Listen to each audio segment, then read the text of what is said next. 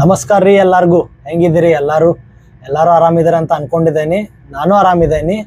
So ಇವತ್ತಿನ video ಒಳಗೆ ಏನಪ್ಪ ಅಂದ್ರೆ how to join merchant navy after 12th ಮತ್ತು ಕೋರ್ಸ್ ಯಾವುದಂದ್ರೆ DNS diploma in nautical science. ಭಾಳ ಒಂದು ಇಂಪಾರ್ಟೆಂಟ್ ವಿಡಿಯೋ ಇದೆ. ಯಾಕಂದ್ರೆ DNS ಏನೈತಲ್ಲ ಈ ಕೋರ್ಸಿಗೆ ಭಾಳ ಹೈಪ್ ಐತಿ ಇಂಡಿಯಾ ಒಳಗೆ. ಮತ್ತು ಒಂದು ಎಲ್ಲರಿಗಿಂತನೂ ಒಂದು ಬೆಸ್ಟ್ ವೇ ಐತಿದೆ ಮರ್ಚೆಂಟ್ ನೇವಿ ಜಾಯ್ನ್ ಆಗಾಕ. ಸೊ ಇವತ್ತಿನ ವಿಡಿಯೋ ಒಳಗೆ ಏನಪ್ಪ ಅಂದ್ರೆ ಮತ್ತೇನಂದ್ರೆ ಸಿಲೆಬಸ್ ಆಗಲಿ, IMU CET ಆಗಲಿ, ಮತ್ತು ಸ್ಪಾನ್ಸರ್ಶಿಪ್ ಆಗಲಿ, ಫೀಸ್ ಆಗಲಿ, ಕಾಲೇಜ್ ಆಗಲಿ, ಇದ್ರ ಬಗ್ಗೆ ಎಲ್ಲನೂ ಹೇಳಾದೇನಿ. ಸೊ ವಿಡಿಯೋನ ಪೂರ್ತಿ ನೋಡ್ರಿ. ಹಂಗೆ ನೀವೇನ್ರೆ ಚಾನಲ್ ಹೊಸವಾಗಿದ್ರಂದ್ರೆ ಪ್ಲೀಸ್ ಚಾನಲ್ನ ಸಬ್ಸ್ಕ್ರೈಬ್ ಮಾಡ್ಕೊಡ್ರಿ. ಸೊ ನಡೀರಿ ಸ್ಟಾರ್ಟ್ ಮಾಡೋಣ. ಸೊ ಫಸ್ಟ್ ಕ್ವಾಲಿಫಿಕೇಶನ್ ಮತ್ತು ಏಜ್ ಲಿಮಿಟ್ ಎಷ್ಟು ಇರಬೇಕು ಟೋಟಲ್ ಅಂದ್ರೆ, ಫಸ್ಟ್ 12th ಸೈನ್ಸ್ ಆಗಿರಬೇಕು, 60ಗಿಂತನೂ ಜಾಸ್ತಿ ಪರ್ಸೆಂಟೇಜ್ ಇರಬೇಕು.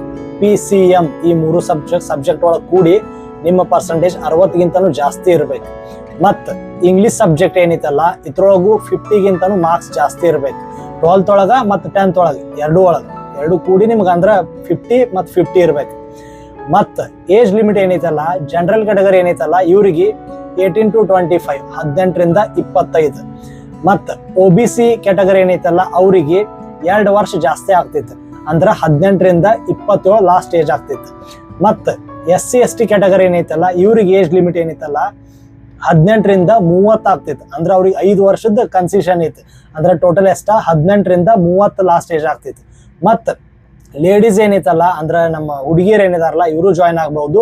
ಇವರಿಗೆ ಜನರಲ್ ಕ್ಯಾಟಗರಿ ಏನೈತಲ್ಲ ಇವ್ರಿಗೆ ಒಂದು ವರ್ಷ ಜಾಸ್ತಿ ಐತೆ, ಅಂದ್ರೆ 18ರಿಂದ 26 ಆಗ್ತೈತಿ ಲಾಸ್ಟ್ ಏಜ್. ಮತ್ತು OBC ಮತ್ತು SC ST ಕ್ಯಾಟಗರಿ ಇದೆಲ್ಲಾನು ಸೇಮ್, ಅಂದ್ರೆ OBC ಇದ್ರೆ 2 ವರ್ಷ ಜಾಸ್ತಿ ಆಗ್ತೈತಿ, ಮತ್ತು SC ST ಕ್ಯಾಟಗರಿ ಇತ್ತಂದ್ರೆ 5 ವರ್ಷ ಜಾಸ್ತಿ ಆಗ್ತೈತಿ. ಇದೇನೈತಲ್ಲ ಏಜ್ ಲಿಮಿಟ್ ಮತ್ತು ಕ್ವಾಲಿಫಿಕೇಶನ್ ಆಯ್ತು. ಸೊ ಈ DNS ಕೋರ್ಸ್ ಜಾಯ್ನ್ ಆಗ್ಬೇಕಂದ್ರೆ ನೀವು ಫಸ್ಟ್ ಒಂದು IMU CET ಅಂತ ಹೇಳಿ ಒಂದು ಎಕ್ಸಾಮ್ ಅಟೆಂಡ್ ಆಗ್ಬೇಕಾಗ್ತೈತೆ. IMU CET ಎಕ್ಸಾಮ್ ಅಂದ್ರೆ ಏನೋ ಒಂದು ಕಾಮನ್ ಎಂಟ್ರೆನ್ಸ್ ಟೆಸ್ಟ್ ಇದೆ. ಸೊ ಇದನ್ನ ಹೆಂಗೆ ಅಪ್ಲೈ ಮಾಡ್ಬೇಕಂದ್ರೆ ಫಸ್ಟ್ ಅಪ್ಲೈ ಮಾಡ್ಬೇಕಾಗ್ತೈತಿ ನೀವು ಆನ್ಲೈನ್. ಸೊ IMU CET ಏನೈತಲ್ಲ ಇವ್ರದ್ದು ಒಂದು ಸ್ವಂತ ವೆಬ್ಸೈಟ್ ಐತೆ, IMU CET exam.in ಅಂತ ಐತೆ. ನಾ ಹಾಕ್ತೇನೆ ಇಲ್ಲಿ ಸ್ಕ್ರೀನ್ ಮ್ಯಾಗ ತೆಳಗೆ ನೋಡ್ಕೊಡ್ರಿ ನೀವು. ಸೊ ಏನು ಮಾಡ್ಬೇಕಂದ್ರೆ ಫಸ್ಟ್ ನೀವು ಇವರ ವೆಬ್ಸೈಟ್ ಒಳಗೆ ಹೋಗ್ಬೇಕು. ಹೋದ ಕೂಡಲೇ ಅಲ್ಲಿ ಎಕ್ಸಾಮ್ ರಿಜಿಸ್ಟ್ರೇಷನ್ ಅಂತ ಇರ್ತೈತಿ, ಅಂದ್ರೆ IMU CET ಎಕ್ಸಾಮ್ ರಿಜಿಸ್ಟ್ರೇಷನ್ ಅಂತ ಇರ್ತೈತಿ. ಅಲ್ಲಿ ಹೋಗಿ ಅಲ್ಲಿ ಕ್ಲಿಕ್ ಆದ ಕೂಡಲೇ ನೀವು ನಿಮ್ಮ ಪರ್ಸನಲ್ ಡೀಟೇಲ್ಸ್ ಹಾಕ್ಬೇಕು, ಅಂದ್ರೆ ನಿಮ್ಮ ಹೆಸರು, ನಿಮ್ಮ ಸರ್ನೇಮ್ ಅದು ಹಾಕಬೇಕು. ಆಮೇಲೆ ನಿಮ್ಮ ಇಮೇಲ್ ID ಮತ್ತು ನಿಮ್ಮ ಮೊಬೈಲ್ ನಂಬರ್ ಹಾಕ್ಬೇಕು. ಅದಾದ ಕೂಡಲೇ ಒಂದು OTP ಬರ್ತೈತಿ ನಿಮಗೆ. ಆ OTPನ ಅಲ್ಲಿ ಹಾಕಿದ ಕೂಡಲೇ ನಿಮ್ಮ ಪ್ರೊಫೈಲ್ ಕ್ರಿಯೇಟ್ ಆಗ್ತೈತಿ. ಆ ಪ್ರೊಫೈಲ್ ಕ್ರಿಯೇಟ್ ಆದ ಕೂಡಲೇ ನಿಮ್ಮ ಎಲ್ಲಾನು ಡೀಟೇಲ್ಸ್, ನಿಮ್ಮ ಪೂರ್ತಿ ಎಲ್ಲ ಡೀಟೇಲ್ಸ್ ಹಾಕಬೇಕು ಅಲ್ಲಿ, ಅಂದ್ರೆ ರಿಜಿಸ್ಟ್ರೇಷನ್ ಮಾಡ್ಬೇಕಾಗ್ತೈತಿ. ಆ ರಿಜಿಸ್ಟ್ರೇಷನ್ ಫಾರ್ಮ್ ಒಳಗೆ ನಿಮ್ಮ ಪರ್ಸನಲ್ ಡೀಟೇಲ್ಸ್ ಎಲ್ಲಾನು ಹಾಕಿ ನಿಮ್ಮ ಎಲ್ಲ ಡಾಕ್ಯುಮೆಂಟ್ ಏನಿದಾವಲ್ಲ, ನಿಮ್ಮ ಮಾರ್ಕ್ ಶೀಟ್ ಆಗ್ಬೋದು, ನಿಮ್ಮ ಕಾಸ್ಟ್ ಸರ್ಟಿಫಿಕೇಟ್ ಅದು ಆಗ್ಬೋದು, ಇವೆಲ್ಲಾನು ಸ್ಕ್ಯಾನ್ ಕಾಪಿ ಮಾಡಿ ಇಟ್ಕೊಳ್ಳೋದು ನಿಮ್ಮ ಕಡೆ.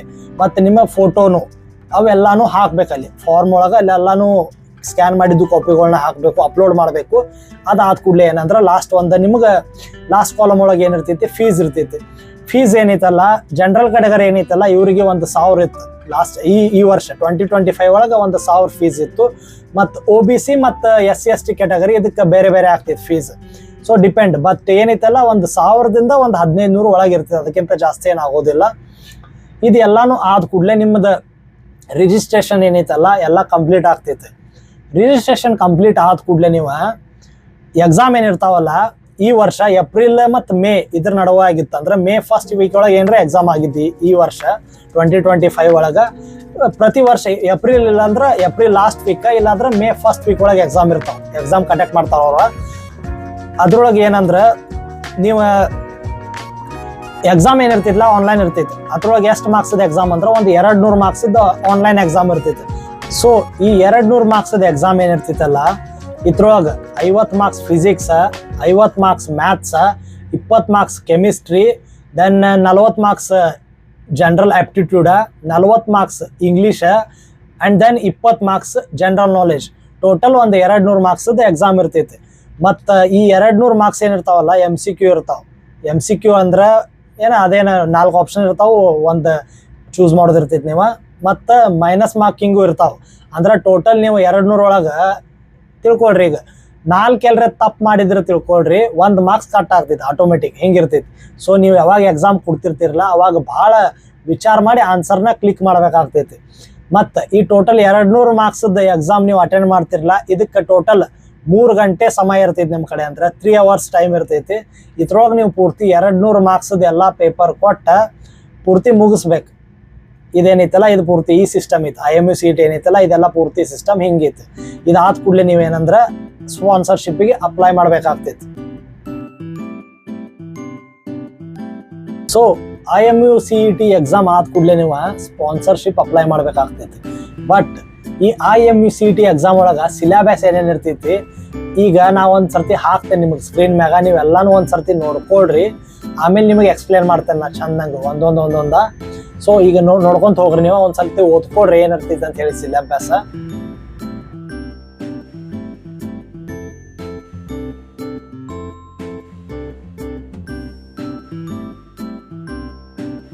ನೋಡ್ಕೊಂಡ್ರಿ ಏನಿರ್ತೈತಿ ಸಿಲೆಬಸ್ ಅಂತ ಗೊತ್ತಾಯ್ತು. ಬಟ್ ಈಗ ಎಕ್ಸ್ಪ್ಲೇನ್ ಮಾಡ್ತೇನೆ ನಾ, ಕೇಳ್ರಿ ನೀವು. ಯಾಕಂದ್ರೆ ಅಷ್ಟೇ ಎಲ್ಲ ನಾ ಹಾಕಿದ್ದೇನೆ ಸ್ಕ್ರೀನ್ ಮ್ಯಾಗ, ಬಟ್ ಅದ್ರೊಳಗೆ ಏನೇನು ಇರ್ತೈತೆ ಅಂತ ಹೇಳಿ. ಏನಂದ್ರೆ ನಿಮ್ಮ ಫಸ್ಟ್ PU ಮತ್ತು ಸೆಕೆಂಡ್ PU ಏನಾಗಿರ್ತೈತಲ್ಲ ಸೈನ್ಸ್ ಒಳಗೆ ನೀವೇನು ಕಲ್ತಿರ್ತಿರಲ್ಲ, ಕೆಮಿಸ್ಟ್ರಿ, ಮ್ಯಾಥ್ಸ್ ಮತ್ತು ಫಿಸಿಕ್ಸ್ ಈ 3 ಸಬ್ಜೆಕ್ಟ್ ಏನಿರ್ತೈತಲ್ಲ, ನೀವೇನು ಫಸ್ಟ್ ಮತ್ತು ಸೆಕೆಂಡ್ PU ಕಲ್ತಿರ್ತಿರಲ್ಲ ಇದ್ರ ಮ್ಯಾಗನ ಅಂದ್ರೆ ಸಿಮಿಲರ್ ಕ್ವಶನ್ ಬಂದಿರ್ತಾವ. ಅಂದ್ರೆ ಇದ್ರೊಳಗೆ ಏನು ಕಲ್ತಿರ್ತಿರಲ್ಲ ಇವಾಗ ಕ್ವಶನ್ಗಳು ಅಲ್ಲೂ ಬಂದಿರ್ತಾವ. 20 + 40 + 40 ಅಂದ್ರೆ 100 ಮಾರ್ಕ್ಸ್ ಏನಿರ್ತೈತಲ್ಲ ಫಿಸಿಕ್ಸ್, ಕೆಮಿಸ್ಟ್ರಿ, ಮ್ಯಾಥ್ಸ್ ಇದು 100 ಮಾರ್ಕ್ಸ್ ಏನಿರ್ತೈತಲ್ಲ ನಿಮ್ಮ ಫಸ್ಟ್ PU ಮತ್ತು ಸೆಕೆಂಡ್ PU ಒಳಗೆ ಏನು ಕಲ್ತಿರ್ತೀರಿ ಇದೇ ಬಂದಿರ್ತೈತಿ. ಮತ್ತು ಇಂಗ್ಲೀಷ್ 40 ಮಾರ್ಕ್ಸ್ ಏನಿರ್ತೈತಲ್ಲ ಇದು ಪೂರ್ತಿ ಎಲ್ಲ ನಿಮ್ಮ ಗ್ರಾಮರ್ ಬಂದಿರ್ತೈತಿ. ಮತ್ತು ಜನರಲ್ ಆಪ್ಟಿಟ್ಯೂಡ್ ಏನೈತಲ್ಲ ಇದು 40 ಮಾರ್ಕ್ಸ್.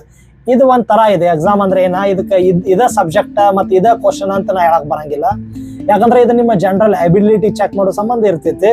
ಮತ್ತು ಜನರಲ್ ನಾಲೆಜ್ ಏನಿರ್ತೈತಲ್ಲ 20 ಮಾರ್ಕ್ಸ್ದ ಇದು ಈಗ ತಿಳ್ಕೊಳ್ರಿ ನೀವು. ಫಾರ್ ಎಕ್ಸಾಂಪಲ್ ನಮ್ಮ ಭಾರತ ದೇಶದ ಫಸ್ಟ್ ಪ್ರಧಾನ ಮಂತ್ರಿ ಯಾರ, ರಾಷ್ಟ್ರಪತಿ ಯಾರ ಇದಾಗ್ಬೋದು. ಮತ್ತು ನಮ್ಮ ಓಷನ್ಸ್ ಯಾವ್ಯಾವ ಇದಾವು, ಮತ್ತು ಭಾರತದೊಳಗಿನ ಉದ್ದ ನದಿಗಳು ಯಾವ, ಎಷ್ಟು ನದಿಗಳಿದಾವು, ಮತ್ತು ಏನಂದ್ರೆ ಇದೇ ಟೈಪ್ ಏನಿರ್ತೈತಲ್ಲ ಜನರಲ್ ನಾಲೆಜ್ ಒಳಗೆ ಕೇಳಿರ್ತಾರು.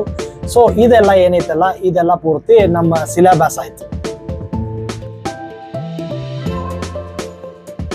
ಸೊ ಸಿಲೆಬಸ್ ಆಯ್ತು. ಈಗ ನೀವೇನಂದ್ರೆ IMU CET ಎಕ್ಸಾಮ್ ಆಗಿರ್ತೈತಿ, ನಿಮ್ಮದು ರಿಸಲ್ಟ್ ಬಂದ ಕೂಡಲೇ ನೀವು ಸ್ಪಾನ್ಸರ್ಶಿಪ್ಗೆ ಅಪ್ಲೈ ಮಾಡ್ಬೇಕು.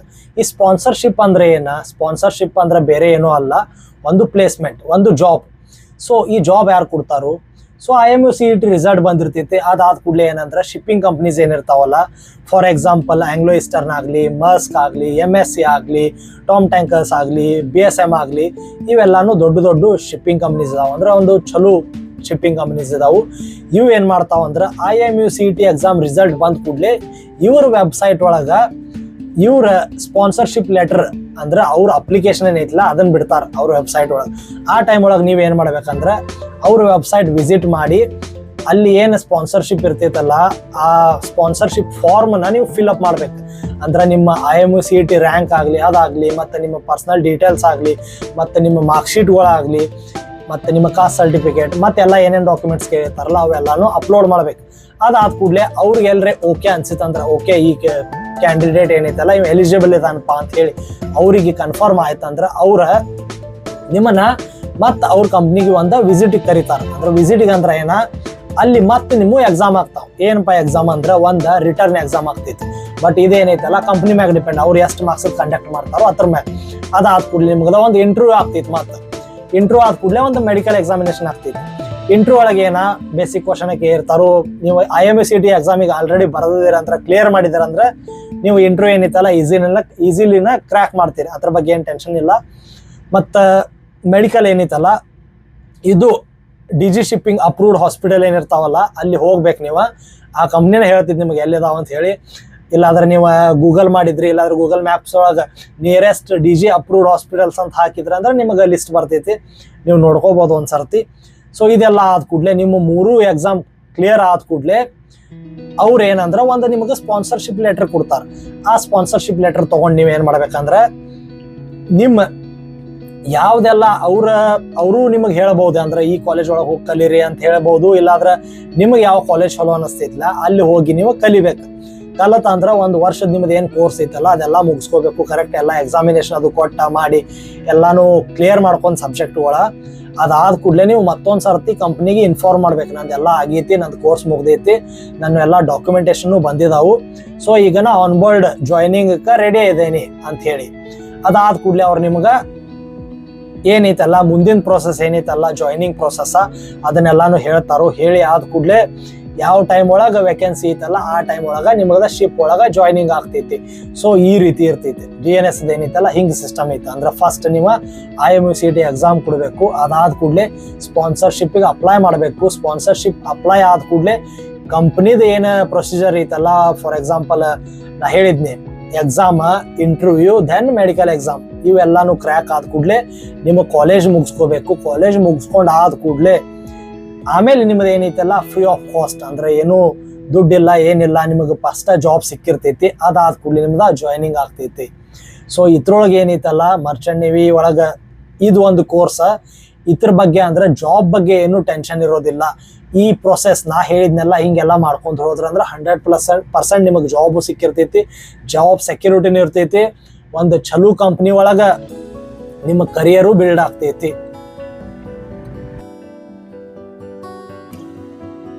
ಸೊ IMUCT ಆಯ್ತು, ಸ್ಪಾನ್ಸರ್ಶಿಪ್ ಆಯ್ತು, ಅಂಡ್ ದೆನ್ ಸಿಲೆಬಸ್ ಆಯ್ತು. ಈಗ ಯಾವ ಕಾಲೇಜ್ ಬೆಸ್ಟ್ ಇದಾವು ಮತ್ತು ಫೀಸ್ ಎಷ್ಟ?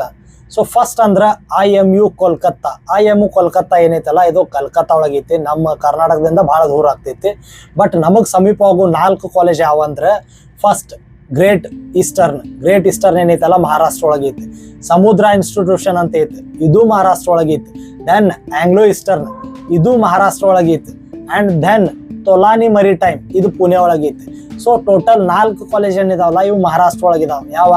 ತೊಲಾನಿ Maritime, Samudra Institute, and Great Eastern, and then Anglo Eastern. ಇವು 4 ಕಾಲೇಜ್ ಏನಿದಾವಲ್ಲ ಮಹಾರಾಷ್ಟ್ರ ಒಳಗಿದಾವು.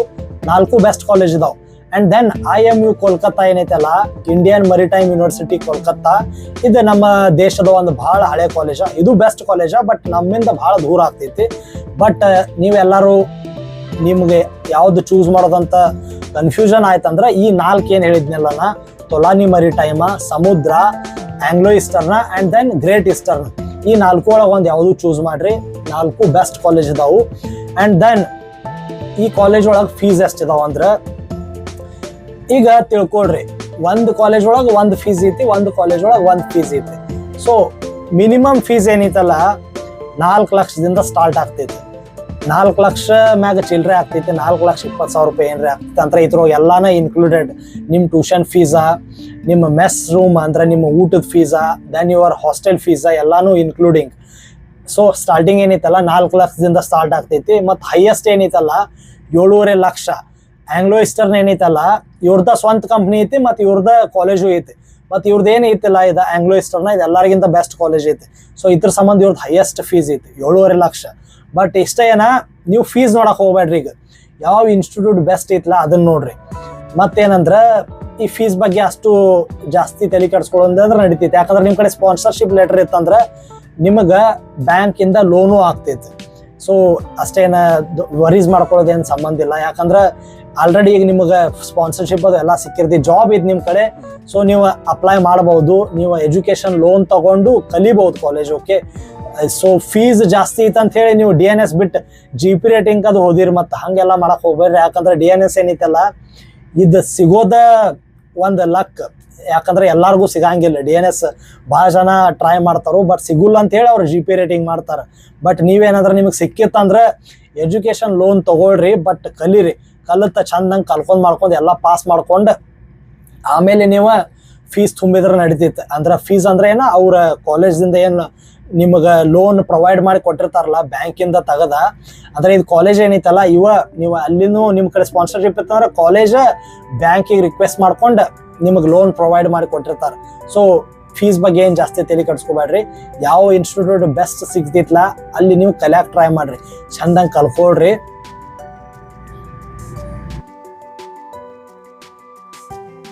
ಸೊ ಈಗ ಲಾಸ್ಟ್ ನನ್ನ ಕಡೆಯಿಂದ ಸಜೆಷನ್ ಏನಂದ್ರೆ, ಯಾರೆಲ್ಲ GP ರೇಟಿಂಗ್ ಮಾಡ್ಬೇಕಂತ ಅನ್ಕೊಂಡಿದ್ದೀರಲ್ಲ, ಅಂದ್ರೆ ಲಾಸ್ಟ್ ಹಳೆ ವಿಡಿಯೋಗಳು ನೋಡಿದ್ದೀರಿ, ಬಟ್ ನೀವು ಸೈನ್ಸ್ ಮಾಡಿದ್ರಂದ್ರೆ ಪ್ಲೀಸ್ ನೀವು DNS ಮಾಡಕ್ಕೆ ಟ್ರೈ ಮಾಡಿರಿ. ಯಾಕಂದ್ರೆ DNS ಏನೈತಲ್ಲ, ನೀವು ಬರೀ 18 ತಿಂಗಳು ಸೇಲಿಂಗ್ ಆದ ಕೂಡಲೇ ಆ್ಯಸ್ ಅ ಆಫೀಸರ್ ಅಂತ ಹೇಳಿ ಸೇಲ್ ಮಾಡಕ್ಕೆ ಬರ್ತೈತೆ. ಅಂದ್ರೆ ನೀವು ಎಕ್ಸಾಮ್ ಕ್ಲಿಯರ್ ಮಾಡ್ಕೊಂಡು ಕೂಡಲೇ ಅಂದ್ರೆ 18 ತಿಂಗಳು ಅಷ್ಟೇ ಬೇಕು ನಿಮಗೆ ಸಿ ಸರ್ವಿಸ್ COC ಕ್ಲಿಯರ್ ಮಾಡಕ್ಕೆ.